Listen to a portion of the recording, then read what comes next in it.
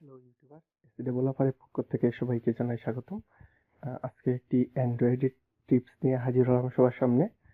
তো আজকে দেখাবো আমাদের যে জিমেইল আছে, জিমেইলে আমরা অনেকগুলা অ্যাকাউন্ট অ্যাড করি।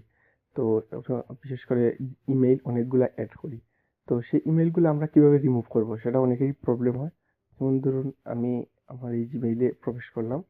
তো এখানে দেখা যাচ্ছে এই যে আমার 3টি অ্যাকাউন্ট, এই একটি অ্যাকাউন্ট, তারপর এই আরেকটি অ্যাকাউন্ট।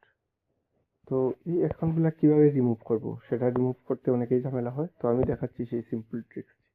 প্রথমে এই জায়গায় ক্লিক করব, তারপর ম্যানেজ অ্যাকাউন্টস ক্লিক করব, তারপর গুগলে ক্লিক করব, তারপর যে ইমেলটি আমি রিমুভ করতে চাই সে ইমেইলে ক্লিক করব। তো আমি এই ইমেলটি রিমুভ করব, তারপর এই মোরে ক্লিক করব, তারপর রিমুভ অ্যাকাউন্ট কনফার্ম করব। তো এভাবেই আসলে আমাদের জিমেইল থেকে ইমেইল রিমুভ হয়ে যাবে। তো আমরা যদি দেখে আসি আমাদের অ্যাকাউন্টে এই দেখেন 2টা ইমেইল যোগ হয়েছে। তো ধন্যবাদ সবাইকে এই টিপসটি দেখার জন্য। ভালো থাকবেন সবাই, দেখা হবে আগামী কোনো টিউটোরিয়ালে।